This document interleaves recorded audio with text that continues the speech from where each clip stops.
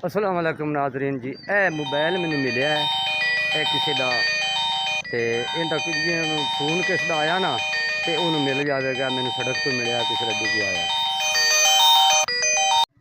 जी नाज़रीन। तो इस मोबाइल का पता चल गया जी कि 14 ਚੱਕ ਦੇ ਵਿੱਚ ਇੱਕ ਮਾਈ ਤੇ ਇੱਕ ਬਾਬਾ मिट्टी के बर्तन तो डोलियां ठूठियां बेच रहे सी। उन्हों मोबाइल से मैं बोक्यों हट के आके आया तो मैं खुला रहन दिता सी। ते उन्होंने घरों रबता आया, वो अपने माई बाप नाल गल करना चाहते सन। उन्होंने बेटी तो और छोटे छोटे बच्चों ने मेरे नाल गल की। पहलों छोटिया बच्चों ने मेरे नाल गल की तो मैं किसी बड़े नूं फड़ाओ।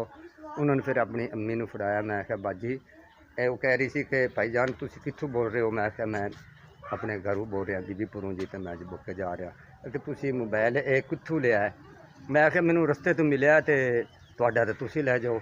कि ये मोबाइल हैगा जिहड़ा ना माई का मैं हाल पुछना चाहती सी ते अपने वालद का कि तुसीं कित्थे जे कदों आवोगे। खोता रेड़ी ते हैगे सी ते तुहाडे कोल भाई जान मोबाइल किवें आया। मैं आख्या मैं रस्ते चुक्या तो तुसीं लै जाओ। उन्होंने फिर मेरा रबता होया 14 ਚੱਕ विचों बाला पीर साइड बाला पीर वाली पक्की दे उत्ते 14 आउंदा, 2 14 हैं।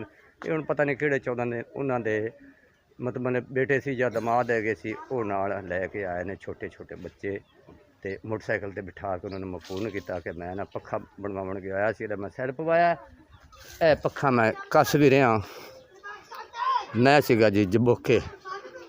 उन्होंने मैं फोन किया कि तुसीं आ जाओ जी, 20 मिनट बाद मैंने रबता करो, उतने चिर मैं घर पहुँच जावांगा तो तुसीं ना आके ते अपना मोबाइल लै जावो।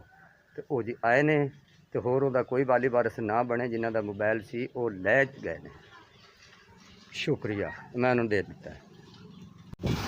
अल्लाह तेरा शुक्र है, अज सानू ना अज 10 दिन बाद भी इत्थे बत्ती दे मत्थे लग्या तो अज सानू पखे की हवा आई है। पहलों बत्ती को नहीं सी ते कल चालू की तो पखा खराब हो गया, अज बनवा के लिया।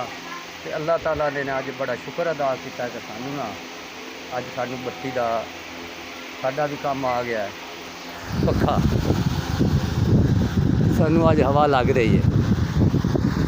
जी साहबा ने आटा गुन लिया जी। हुण असी बेगम गई है दुकान से जो तो नहीं सी लैन काकी ने साड़ी ने गुनिया आटा चलण का भी असी करना काम है अपना ने जी।